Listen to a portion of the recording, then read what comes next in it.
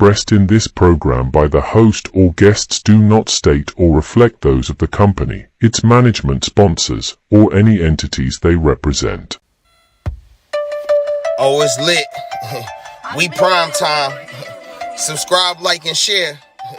Give us your feedback. Yo, I'm Manny at the plate and Kobe off a steal. Gretzky for the goal and Brady at the wheel. I'm a game changer, the Osaka of the tennis, and breaking scoreboards. Simone of the Olympics, defense and big business. The Mayweather who way better. From the greatness of Jim Brown, I've been down. Talking sports before I was off the porch. Screaming Bo knows while Jordan was playing horse. Late 80s getting torched by the drive and the shot. 2016 got a ring off the three in the block. They eased to forgot the cardiac kids. Price and Doherty, Bale in the Indian years. This who it is. Your host Dee Trynt, yo, that's a name banger. Come in the streets and talk sports with the game changer. Yo, your host Dee Trynt, that's a name banger. Come in the streets and talk sports with the game changer.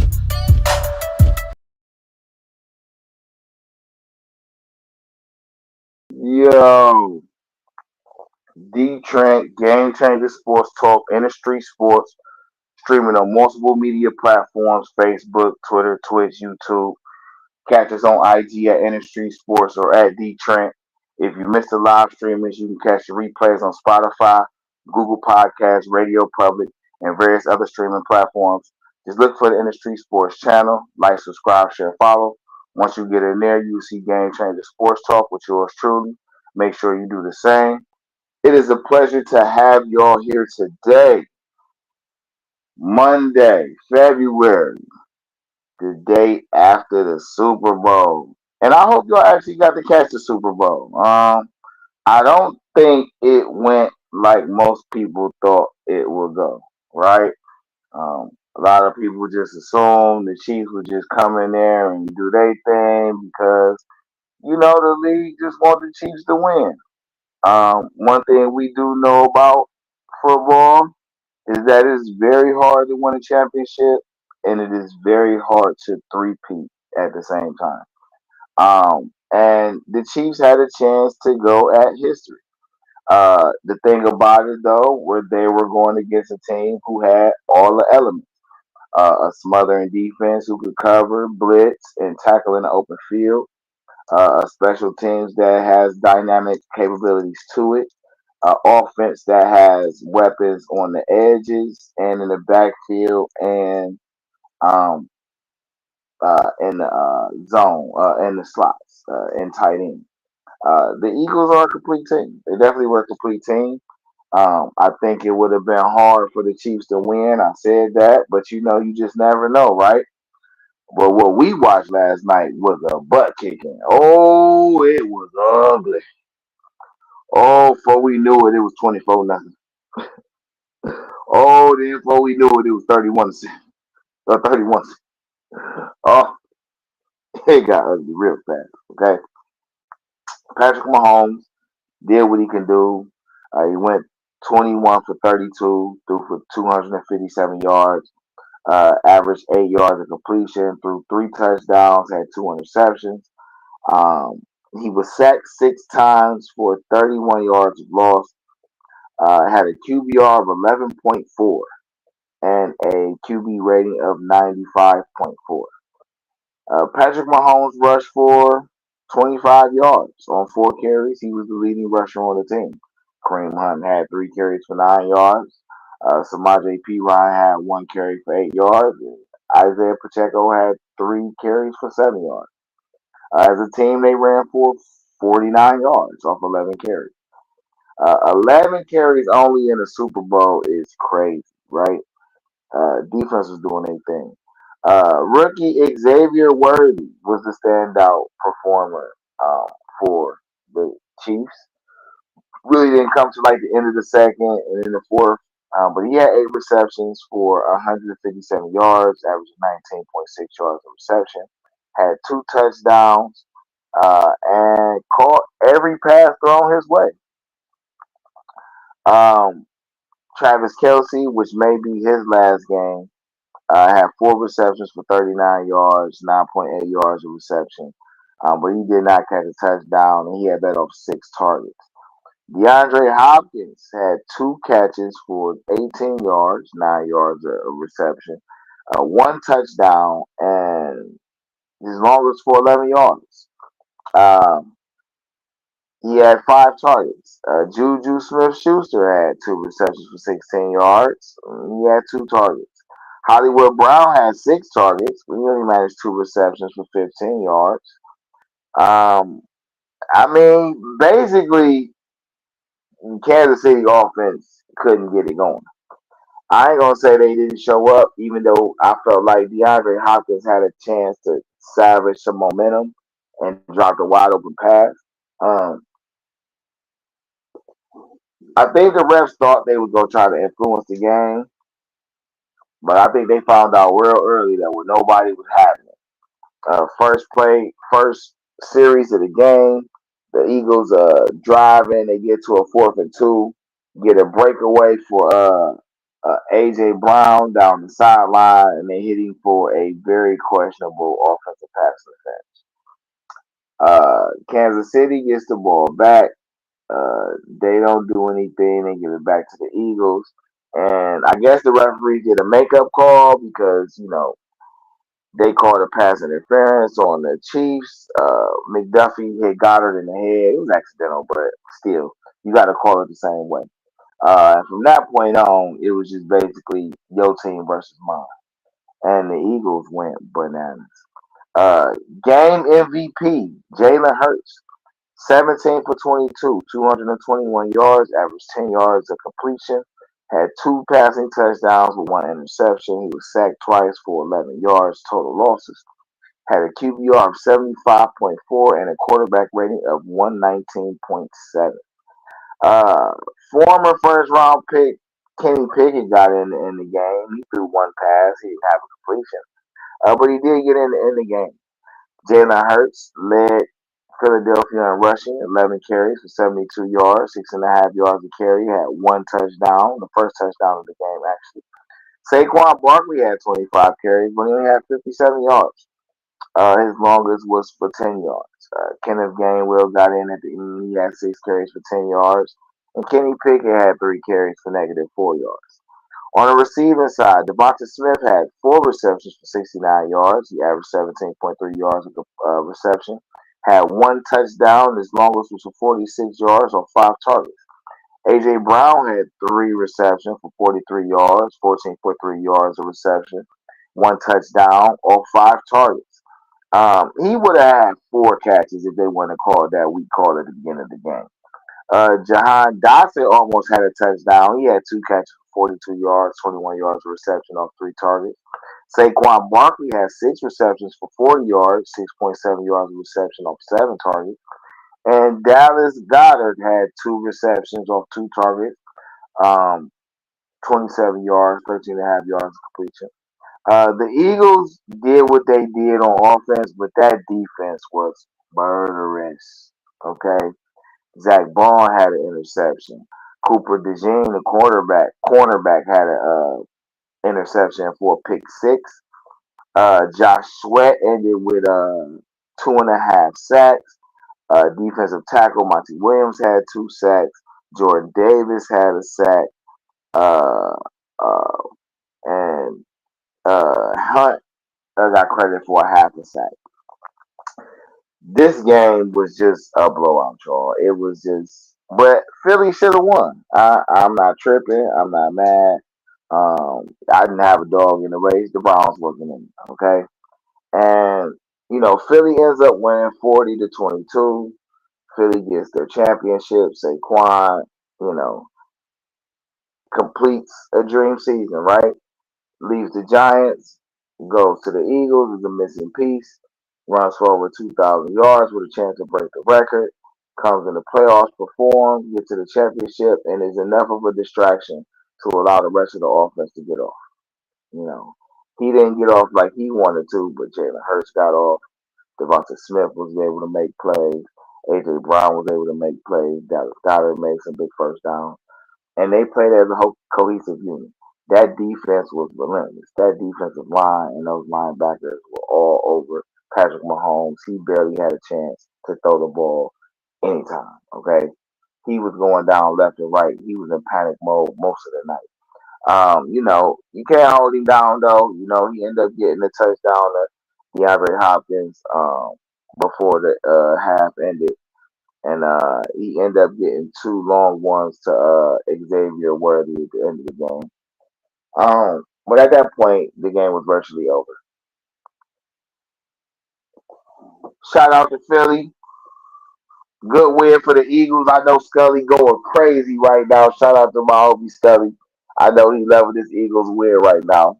And they're a second time champion in the last 8 years. They won their last one in 2017. They did go to the Super Bowl a couple years ago in 2023, which was a loss, and now they won again. So 3 wins, so 2 wins out of 3 attempts in 8 years. I think that's a very good ratio. Dee Trynt Game Changer Sports Talk Industry Sports streaming on multiple media platforms: Facebook, Twitter, Twitch, YouTube. Catch us on IG at Industry Sports or at Dee Trynt. If you missed the live streamings, you can catch the replays on Spotify, Google Podcasts, Radio Public, and various other streaming platforms. Just look for the Industry Sports channel. Like, subscribe, share, follow. Once you get in there, you see Game Changer Sports Talk with yours truly. Make sure you do the same. Uh, It'll be a link in the chats. You can go ahead and hit that. Put your comments up in the chats wherever you viewing from. You know what I'm saying? And I'll read your comments out loud. If you feel like you want to get in here, show your face up, get up here, speak your voice, speak your mind. We have that time available too. We here to talk about the Browns. All right. Um, it's been a crazy Super Bowl week for the Browns. As the week got started, Myles Garrett came out and requested a trade, followed up by Denzel Ward, basically saying that he would have to rethink where he wanted to play if Myles Garrett does leave and is traded. So that puts the Browns in a peculiar situation, right? Do you keep Myles and Denzel, right, and the rest of the veterans, and build from what you have? Because I don't think they're far away if they build from what they have. Or, do you decide that the older of your veterans, that want to leave, go ahead and get something for them and build off the other youngsters you have and add to what you have? Um, I'm cool with either way, right? Because at this point, I feel like the Browns have something that they haven't had in years, in cohesive. You have an owner who's willing to spend money and invest in a team because he wants to see them do better. You have a head coach and a GM who are in sync, who has some knowledge about the game and bring some positive traits to the team. Is also, settle down the culture and the craziness and actually figured out an identity for the team. Now, a lot of people have some backlash and say, "Oh, they don't have an identity," but I think going over the 5-year tenure of Andrew Berry and Kevin Stefanski so far, and taking away the things that have worked for them for what they want to do.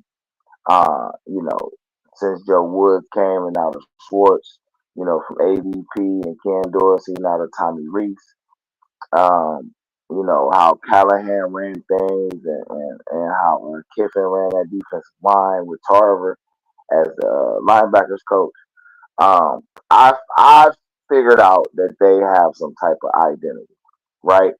And since the defensive players are the ones, right, who's ready to go, we can start with what I feel like is the defensive identity for the team. And, we can just go through some things, some draft picks that they can get that fit players where they at and where I think you can put them at. So if I can get Cooley to throw that on the screen for me, all right, and we'll get down to the nitty gritty. So I'm looking at the Browns defense, right? And when Joe Woods came, I guess Kevin Stefanski agreed with this as well. They wanted to run a 4-2-5. Now, what type of 4-2-5 was in question for a while, right? Because Joe Woods seemed to want to run this Tampa 2 type of 4-2-5. But they didn't really have the personnel for that, right? And they didn't really draft the personnel for it. It kind of made me believe that, Woods got the identified pieces he wanted. And due to the lack of quality draft position the Browns had, they had to make do with what they had, right? Um, so for me, they got Jim Schwartz in here, and he perfected the system, right? He made it more of an attacking system, changed it to a wide nine, and that seems to work for not only the front seven, but also for the defensive back. I think still trying to figure out the role of the linebackers has been a thing. But I think going off what you know about what they can really do with the front seven, led by Miles Garrett, of course, and the defensive backfield led by Denzel Ward, of course, you get a little more sense of what they can do with the linebacker core. Now, that core was led by Jeremiah Owusu Moore, but he did have a devastating injury. We're not sure if he's going to fully come back, and if he does fully come back and is able to play, even at a high level, right? You still have to question whether he should stay at that linebacker at the size he is, or should he move to a position that more fits his skill set and still allows him to be an asset for the defense. Now, this is what I've come up with. All right. Let me go ahead and put it up on my end. So, Cleveland Browns are defensive identity. 4-2-5, wide nine attacking man coverage, right? Consisting of four defensive linemen, two linebackers, five defensive backs. Now, this is how I've broken down how to basically detail how this goes for them, right? And again, I'm looking at what's done work for them over the last few years, what type of players that work for them, uh, you know, guys who have excelled, made plays in the positions they have, the skill sets they had. And that's kind of what you do when you're, starting from the bottom, you're figuring something out, you're putting it together. You do something and that works, and you keep that, and then you switch up on the things that didn't work, so you find something that complements it well. And as I say, they found something with the defensive front seven and with the defensive backfield. They still have to figure out what the linebackers. But I don't think this is as tough of a job, as some people make it seem. And I think, you really have to be willing to use your imagination and look at a guy's skill set and say, okay, you're used to playing here, but if we put you here, you just may have more of an impact and still work to your strengths.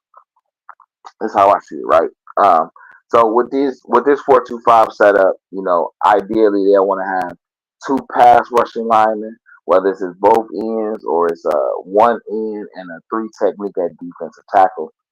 They need two run stopping defensive linemen, whether it's a run stopping DN and what I think should be a nose guard. I think ideally if it was me doing it, I would do a athletic nose guard and a run stopping D tackle um, down there, right? With a little pass rushing ability, right? But definitely focus on the run stopping because you want to try to stop everything from coming in the middle, right?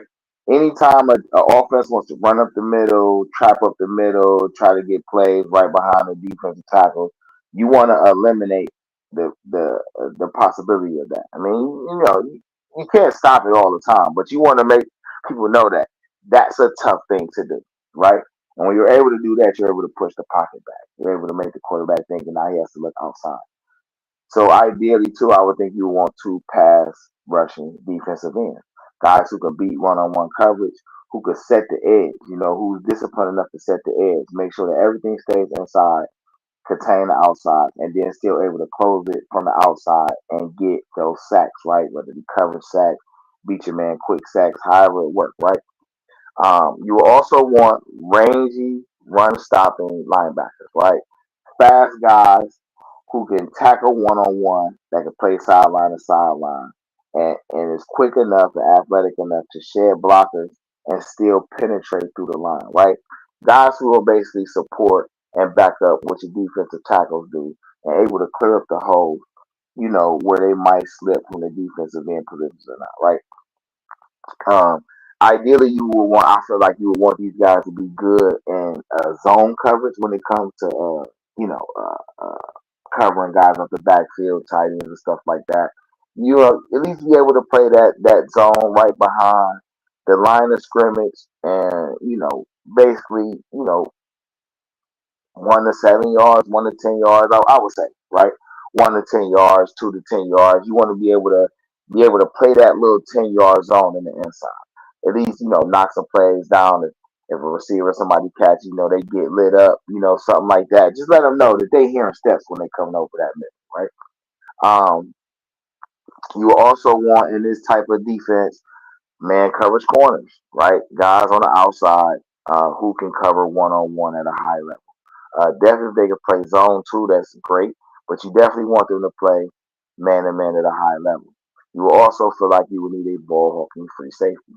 The Darren Sharper type, the guy who goes out, quarterbacks looking at the quarterback's eyes, able to stop players from going deep with either pass breakups or a lot of interceptions. And even if guys do catch the ball, he could lay a little hit on them and knock the ball loose. All right. You want to play with, I would assume, two safeties, right? Two strong safeties. A strong safety who's a run stopper that can play in the box, basically like a third linebacker, but also who can coverage one on one with tight ends and running backs out the backfield.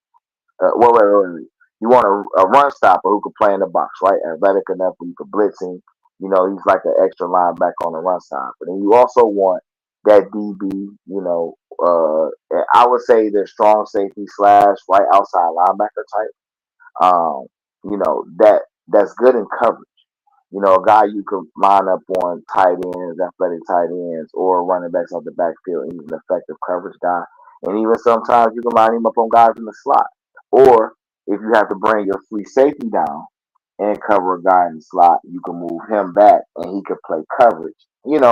Kind of a switch off type of thing, right? That to me, this is ideally the makeup of the defense, right? From what I picture that they put together. And I think, you know, even if Miles Garrett leaves, because with Miles Garrett and Denzel Ward, this is definitely working. You would need, I feel like they would need a middle linebacker, right, or two linebackers they can trust. Now, in saying that, the NFL draft isn't until April. Okay, so understand, fans, right? Everybody who's predicting draft status, their picks, their mock drafts are going to change every day to every week. For one, the NFL Combine hasn't happened yet, so we don't know where guys are testing that. Uh, we haven't had a lot of interviews one on one, so we don't know where guys mental at. It's just a lot of process still to go through. So the guys who are projected number one, first round guys, day two guys, a lot of that could switch. Some of those guys could go up, some of those guys could drop.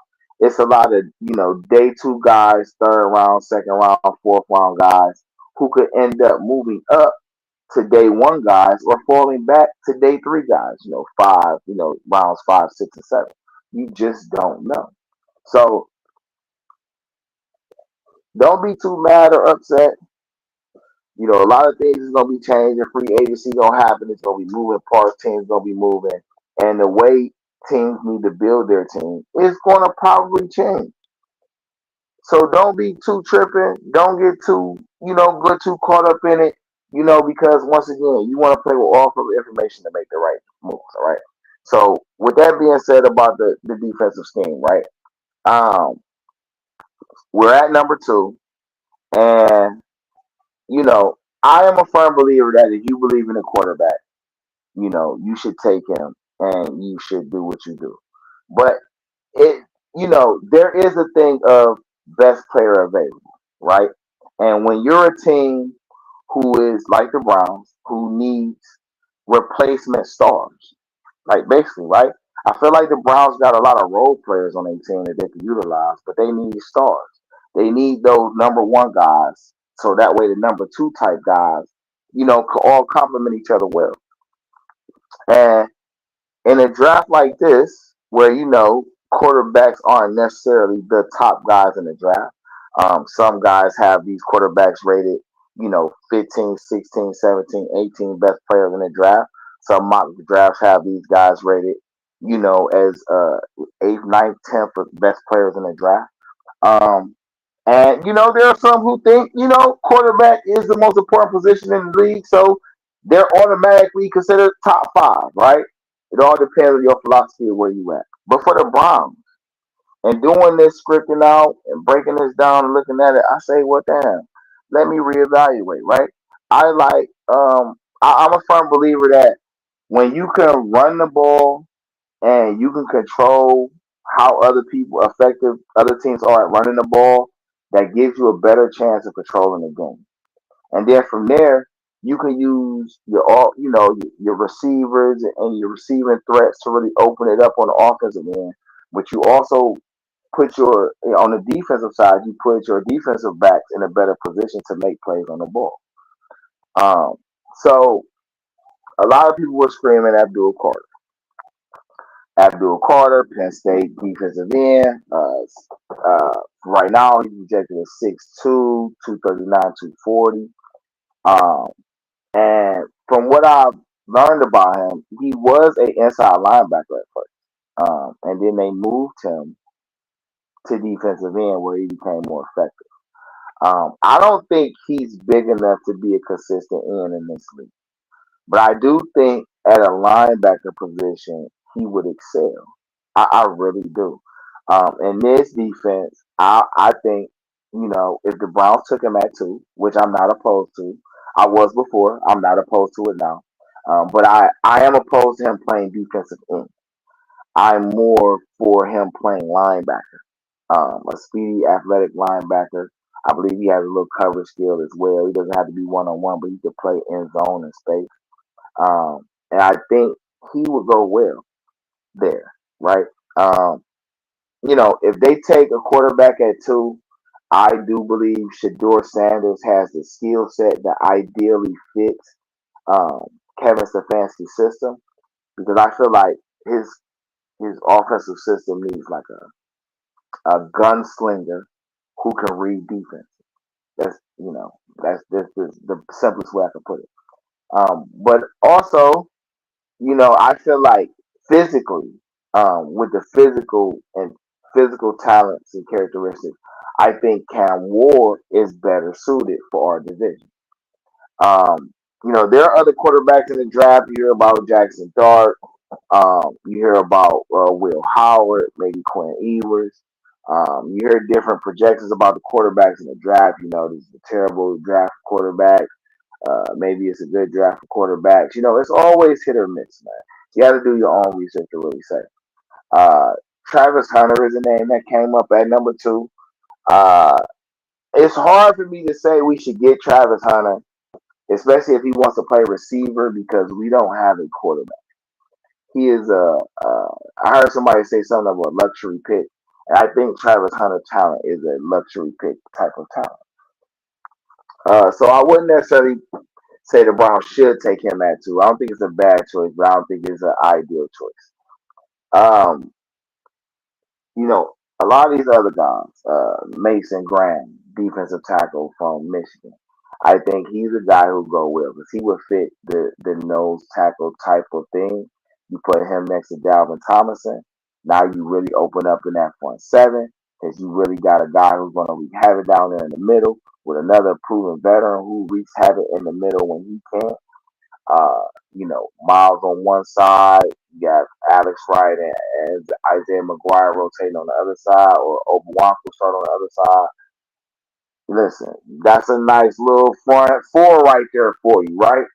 Um, so I'm just saying, like, in this position where the Browns are, there are quite a few guys in this top 10 who could help the team and fit them better than if they just lock themselves into drafting a quarterback at that position. Due to the fact that Miles is trying to force his way out of Cleveland and Denzel Ward may be following him, it actually gives you a little playing room because now you can actually kind of, project or forecast for having two first round and two second round picks in this draft that's not your own. Because if you're calling me for Miles Garrett, we have to start with your one and your two this year, your two next year, and your number one in year three. That's where that is the start. Four draft picks. One and two this year, two next year, number one the following year. All right, so that'll be your one and two in 25, your second round pick in 26, and your first round pick in 27. We're starting there. All right, that is the starting price for Miles Garrett. When it comes to Denzel Ward, the starting price is three draft picks, a number one and two other draft picks. Right, and I say draft picks because you could get a player back. But you get a lot more leverage with the draft picks because you never know how another team may value a draft pick in a certain position over a player that they have on a team that might fit your team a little better. You know, it's all a negotiation. It's a trade and barter. So you got to figure out where, some people's values and standards lie compared to yours and where y'all might be able to trade off. You find some sweet deals in that. And Andrew Berry has been good at getting a lot for less, right? They give up a little bit and get a lot of return in the player that they bring back in. Um, so I like I wouldn't mind Abdul Carter at two. But if we take him at two, he has to go to linebacker, in my opinion. I wouldn't mind Mason Graham at two because I think defensive tackle like that is a perfect complement to what Miles brings to the table on that defensive line. Um, I also I like running backs, right? I'm on Genty, right? Ashton Genty, I think could go well in this team, and knowing that it's a big possibility y'all could trade Miles during the draft, right before the draft. I think it's okay to take him at two. I think you pair Genty with Ford and you bring Chubb back and ask him to play the power back slash receiving fullback type of role. I think you have a quality three head monster potentially, right? Because Chubb probably ain't gonna never be the man that he was, the back that he was, but he is still useful and he's a tenured Brown. Losing Miles Garrett but keeping Chubb could really help with, just fan morale, I think. And I don't know if it's true, but I think it would. And then you add a special guy like Genty, I think Ford is a growing back, and that gives you some type of stability at that position to say, okay, we can run clock management. We have multiple guys back here who could run out the backfield and catch the ball out the backfield, right? And anytime you have a good running game, that's very solid for a young quarterback. So I wouldn't be opposed to them taking Genty at two. I think right now at the number two position, if they don't trade down, because that's also a possibility too, right? They could trade back a couple spots, get a couple draft picks, trade Miles Garrett, get a couple draft picks, trade Denzel Ward, get a couple draft picks, and really be playing with it. And you still got guys on your roster like Newsom, Emerson, Wright, Tomlinson, Mike Hall Jr., Izzy McGuire, Obawankwo, Grant Delpit, Cameron Mitchell, Miles Harden. You still have guys on that defense that you could still build around. JLK come back. Muhammad Diabite is a growing talent at the linebacker position. I think you still have some guys that you can build with off of. So if you want to go that route, the offense definitely needs a full renovation, but the defense you could definitely do something. There's some other guys in the draft that I think could really help the Browns out in different positions, right? I like the Starks, uh, uh, young man from Georgia. I think he's a guy that could really help out this team. Um, I like Tyler Warren, the tight end from Penn State, right? I don't think that's a guy you take in the top 10 like that. I think that's another one of those luxury type of picks. But that's a guy. You trade with Denzel Ward, you could replace him with a guy like Will Johnson, right?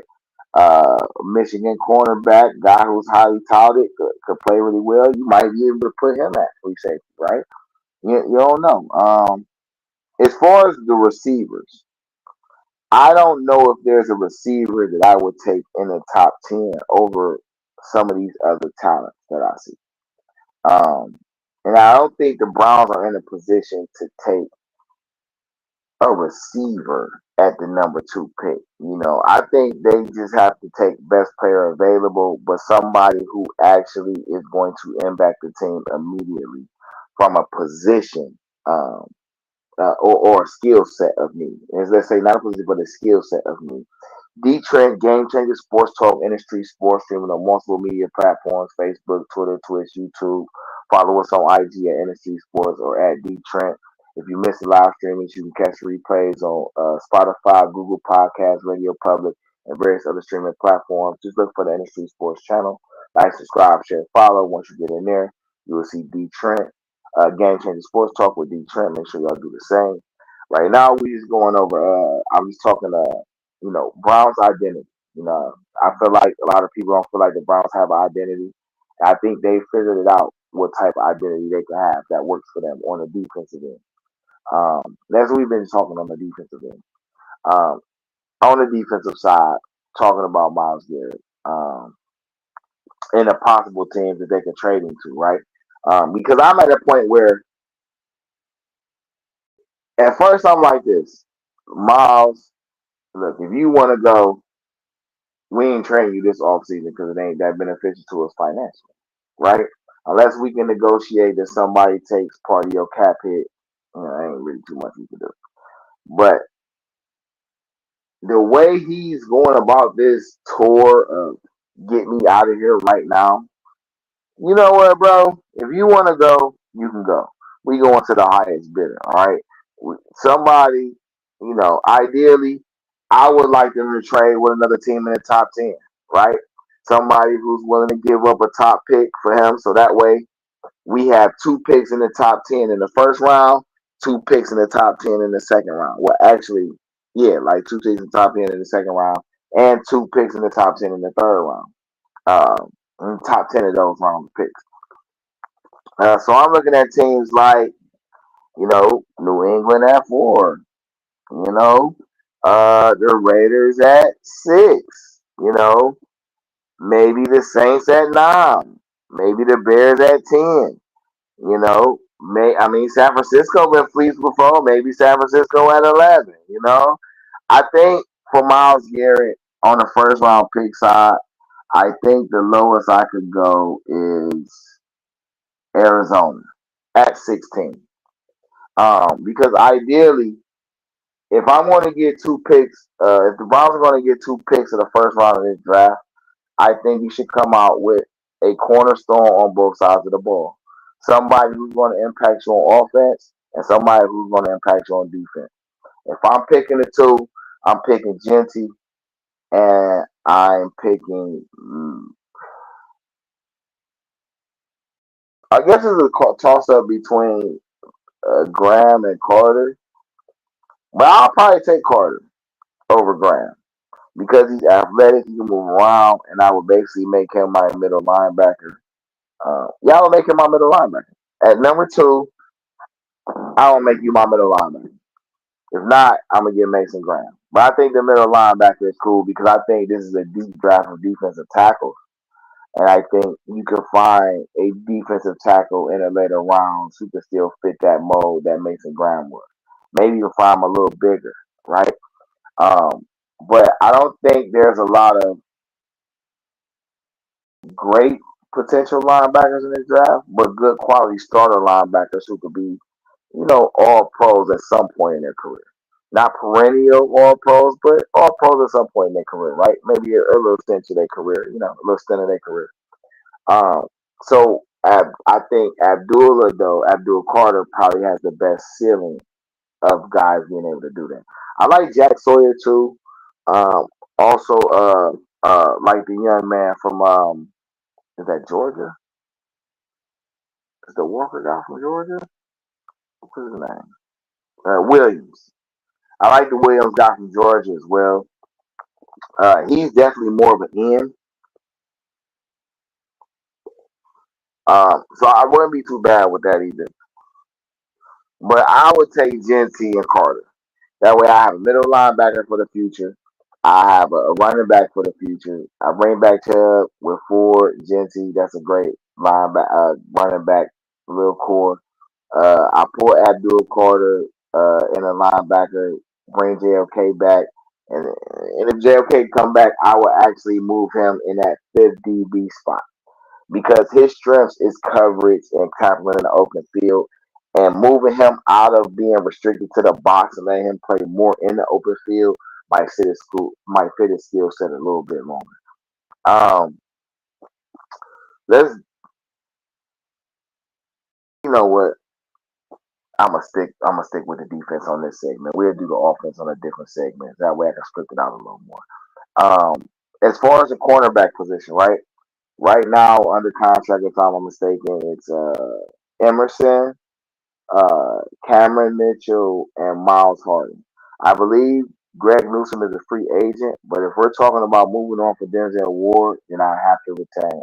I must suggest they retain Greg Newsom. Keep some continuity back there and just build off what you have, right? Ronnie Hickman as a safety is most likely still on the payroll. I think he could be as the backup free safety right now. You get a guy who's really up there, and maybe he ups his game and can earn some starting minutes. I don't know if he has the talent to really be that starter every day right now, but you never know what a guy could turn into given the opportunity, right? Grant Dale Pitt. Now, guys that I would move around. Okay, I would try double O at linebacker. Ideally, right? As you draft Carter at 2, I will make Abdul Carter and Obi-Wan the starting linebacker.